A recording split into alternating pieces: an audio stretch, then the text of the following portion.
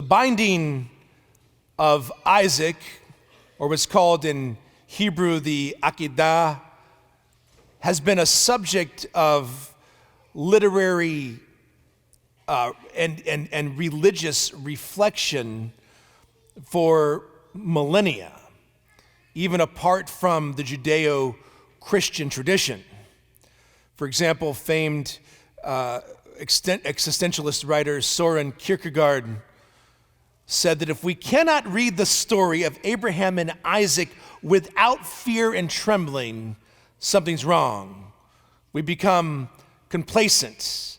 Maybe we've even heard it, too many times to where we've forgotten about exactly what's happening here. God says to Abraham, take your son,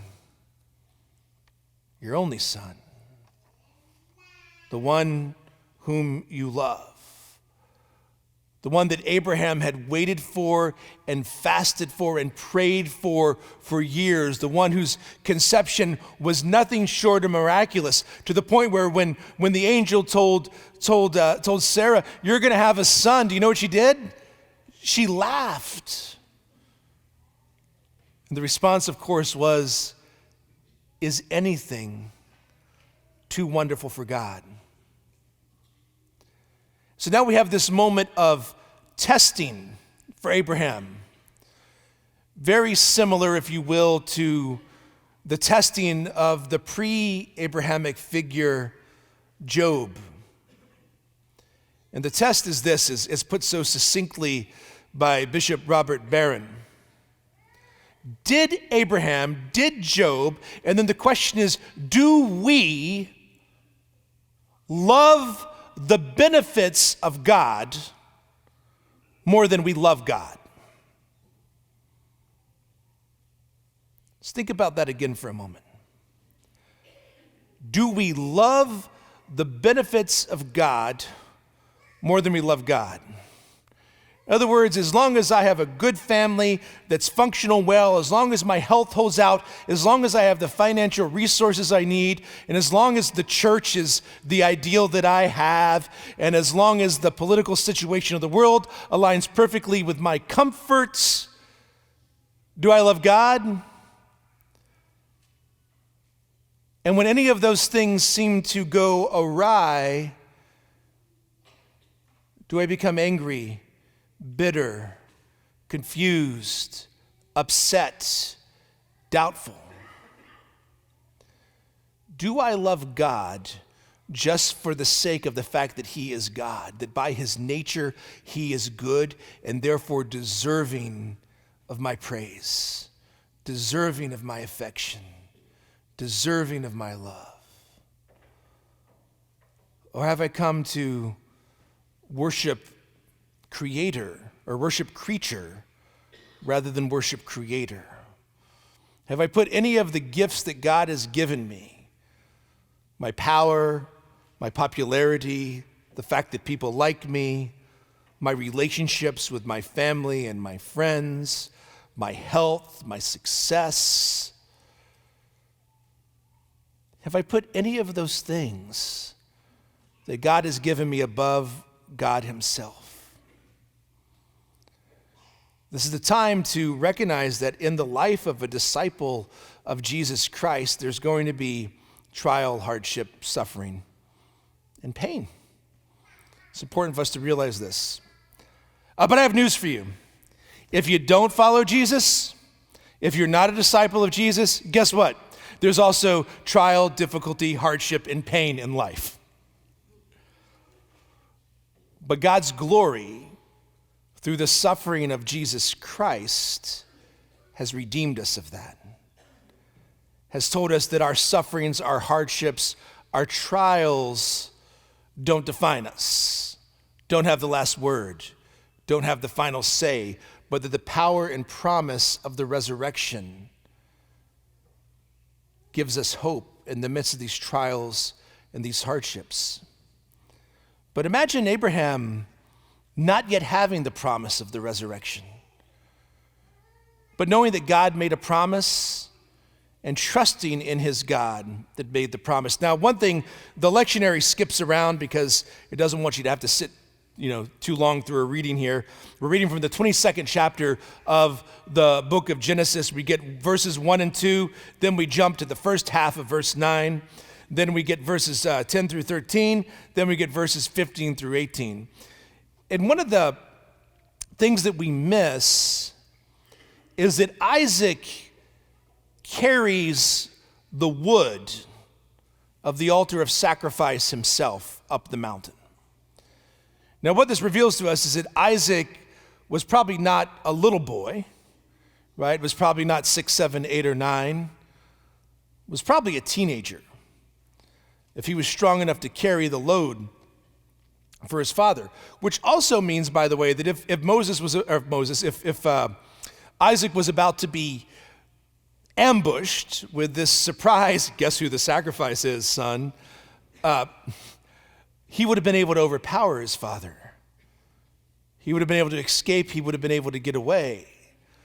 Instead, Isaac chose to also be obedient to God, chose to lay down his life. Just as Jesus Christ embraced his own cross, going up Calvary when all authority and all power had been given to the Son of God, as God himself, to say at any moment, no, this isn't the way it's going to happen. It's important for us to know that because so often, so many people misunderstand the mystery of the cross and see it as some sort of evil, vindictive, sadistic God who sends his son to suffer. What good parent could ever do something like that? But instead, Jesus is God himself, who empties himself of his divinity, and by his frail humanity, crushes darkness, destroys the enemy. Much like we heard of Jesus in the desert last week, as we're supposed to be in the desert with him, he has nothing, defenseless, hungry and vulnerable before the powers of darkness, and defeats temptation right there. It's so easy for us to fall in love with the happy Jesus. You know the happy Jesus? You ever met him? We put him in coloring books and sometimes even in cinema. It's the story that we tell to people. We kind of invent this emasculated hippie who has had just a little bit too much Prozac. I don't mean to make light of anyone who suffers from depression. It's a very serious thing. But the point I'm making is we kind of make Jesus into this emotionless, passive figure whose greatest good and greatest goal was to never offend anyone. To follow Jesus sometimes means taking up the cross with him and following him. It also means, my brothers and sisters, that we need to confront with Jesus the ugliness in our own lives, the sinfulness in our own lives. We need to not be afraid to come face to face with it. In a certain sense, that's what this season's all about, recognizing that I've not been a perfect son of God. I've not been a perfect daughter of God. I've made mistakes, I've made errors, and I need to be renewed by God's grace. All the more reason to approach that beautiful sacrament of reconciliation, which reminds me and declares again that I am a child of God. God recognizing our sinfulness and our own, if you will, inability to give him a perfect sacrifice of love, to give him the type of sacrifice that was asked of Abraham. God says, no, Abraham, thank you for showing me your faith, but I'm not going to demand that you sacrifice your son.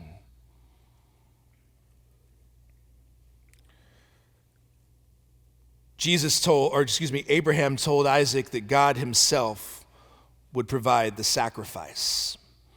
And of course, we hear this beautiful story about how they catch a ram in a thicket, and that's sacrificed. But the real sacrifice that God would provide was his only begotten Son, Jesus Christ. That's the only sacrifice that could be perfect, could be acceptable. God did not ask Abraham to do anything he was not going to do himself. And it's so easy. It's so easy for us to forget about trials and hardships and to get mad at God when they come because, oh God, why me? We've talked about God hates me before, right? You ever know people in your life that whenever tragedy hits, they go, God hates me? I know one, my mother. I love her. She's famous for it. There's going to be difficulty in following Jesus. If we follow Jesus to the glory of his resurrection, we get there through the sufferings as well. The disciples, the apostles, they had a hard time with this. If you're having a hard time with it, you're not alone. We're not alone. Peter made the declaration, you're the Christ, you're the Son of the living God. And Jesus said, yeah, you're right. Blessed are you, Simon, son of John. I am. And by the way, the Son of God is going to be taken into Jerusalem. He's going to be captured. He's going to be turned over by the priests and the scribes and the Pharisees to the Romans. He's going to be crucified and die and rise again on the third day. Peter says, nope, that's not going to happen. I don't like that. And what does Jesus say to him? Thank you, Simon, for sharing your feelings. I'm sorry if my plan of salvation offended you. He didn't say that. Instead, he looks at one of his best friends and says, shut up, Satan. You're not thinking as human beings, as God does, you're thinking as human beings do. Through his suffering, God himself was going to give us the ability to be his daughters and sons. So that though Jesus Christ suffered the sacrifice of a Son of God for our justification, we don't have to. Because when we are baptized into his death. When we are baptized, we become daughters and sons of God. These four beautiful children, through no merit of their own, are about to receive the grace of adoption. Baptized into Jesus Christ, washed by his blood, and promised the glory of his resurrection. And they're going to have lives that sometimes are easy and full of abundance, and lives that are sometimes full of difficulty. As we're reminded that God walks with us through difficulty, trial, and hardship because he himself has encountered it. So Peter, the one that Jesus said, shut up, Satan. You can understand why he would make this observation when Jesus climbs the mountain. It's a very tough mountain to climb, by the way. I know because I climbed it in a van. And I did, listening to really bad Arabic music on the way up. But you go up to the mountain there, and he climbs this mountain with them, and all of a sudden, Moses and Elijah are revealed, which show they are Moses, who was the lawgiver of God, Elijah, who was one of the greatest prophets of old, to show what that they're doing, that everything they are, everything they testify, everything the scriptures say are all pointing to Jesus. And they're even pointing to his suffering and death in ways that we don't know. So Peter, who knows what's going to happen when you go down from the mountain based on the dialogue Jesus had with him before, but what does Peter say? Peter makes an astute theological observation, an utterly profound statement. Lord, it's good that we're here. I have an idea. Let's get some tents. One for you, one for Moses, one for Elijah. We will make a campfire. We will sing songs. We will have s'mores, and it's going to be a grand old time. But let's stay up here. Stay up here where everyone can see your glory. Stay up here where everyone knows who you are. Stay up here where following you is easy. And Peter's reminded, got to come down off that mountain and go up the mountain again. The mountain that truly reveals God's glory. Not the place where he is transfigured in apparent human earthly glory, but where he shows God's true glory, God's true love for us. As naked and vulnerable, he freely offers himself for our salvation on Calvary. That's his plan. To show us how much he loves us. And this is the mystery that we participate in time and time again, where we offer God our very lives represented in simple bread and humble wine, the work of human labor, the labor of human hands, made into what would be simple food and humble drink, transformed, transfigured, if you will, metamorphosized into the very body and blood, soul, and divinity of Jesus Christ. Not the glory of Mount Tabor, but the beautiful simplicity of Mount Calvary. If you go to Mount Tabor, by the way, there's 3 main chapels in the church. One big, beautiful one with golden mosaics of Christ transfigured, and 2 simple, small chapels, one to Moses, one to Elijah. The 3 booths remain on that mountain. You want to go up the mountain and behold the glory of God? We can do that anytime because we know the end of the story. We know that the price he paid for salvation is not the end, which means that when we're confronted with the ugliness of our own sins and we return to that baptismal grace through confession, we have nothing to fear from them. We're confronted by trials, difficulties, and hardships. When we're in a season that's not a season of abundance and plenitude, we know that that's not going to be the end. We know the end is going to be God's glory, which is revealed just when things seem the darkest and the most difficult. So having reflected on all of that, on the undying, never-ending, unchanging, relentless, reckless love of God, let's again ask ourselves this very difficult question. Have I come to love the benefits of God more than I love God himself?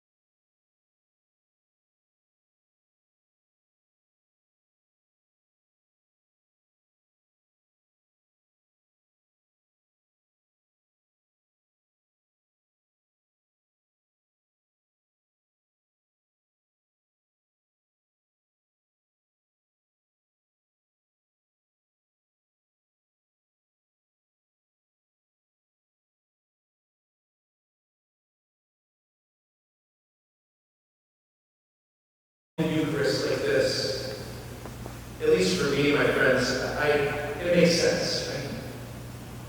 It's too plain, too real, too obvious, too repetitive over and over again of Jesus. And if the words of Jesus are enough, the words of St. Paul are enough, we have all the writings of the church fathers beginning in the first century. Ignatius of Antioch around the year 109 AD talks about the real presence of Christ in the Eucharist and the crazy people who don't believe it. He calls them the heretics who don't believe that this is really the flesh and blood of Jesus. This has been a consistent Christian doctrine for 2,000 years. Almost completely undisputed until the 16th century. And even in times since then to test, to show who he really is, we have these beautiful Eucharistic miracles that people all over talk about. I think you've heard some instances in life where, in the life of the church, where the flesh, the bread, the Eucharistic bread has become visible flesh. The precious blood has become visible blood.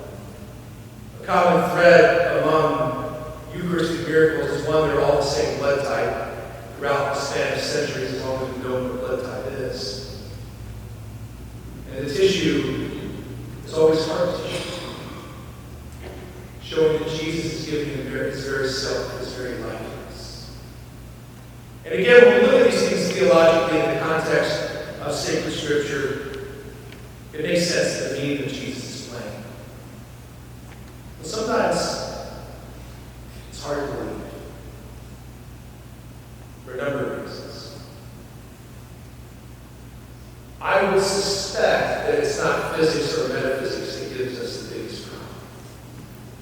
Because if we believe in a God who raised Jesus from the dead, we know he can do it. If we believe in a God who took on our flesh and our humanity, we know he can do anything, and we know that there's no extent to which he would not go to show us how much he loves us. I suspect that the real reason why sometimes recorded upwards of 70% of Catholics don't believe in the real presence of Jesus in the Eucharist is not because of bad preaching, it's not because of poor catechesis, it's not even because of mere reverence, though I have to admit that as a priest I blame him for all of these things.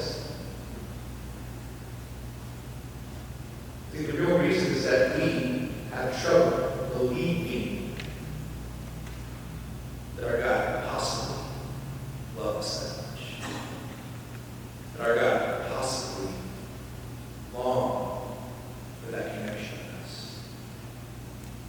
That our God could possibly represent the once and for all sacrifice of his love on Calvary in a way where it's not repeated but presented to us again and again and again to finish our eyes. So I would invite us for these few minutes, this hour that remain, to spend some time here with the living bread.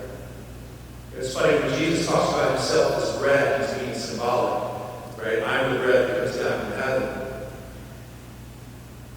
But when he talks about his flesh, he's using the real language of eating his flesh. Again, showing that he's with us, that this is not just a symbol. This is his real flesh, given to us as the bread that we consume. We're not cannibals. Cannibals eat dead things. Cannibals eat things that cause harm. We receive the living flesh of our God in a way that does not take from his glory, because he loves us that much. So if you've had trouble believing, maybe not believing in the doctrine of transubstantiation, believing that there's a God who counts you worthy by means of his sanctifying grace to receive him, to encounter him, or to be with him. As you simply reflect on the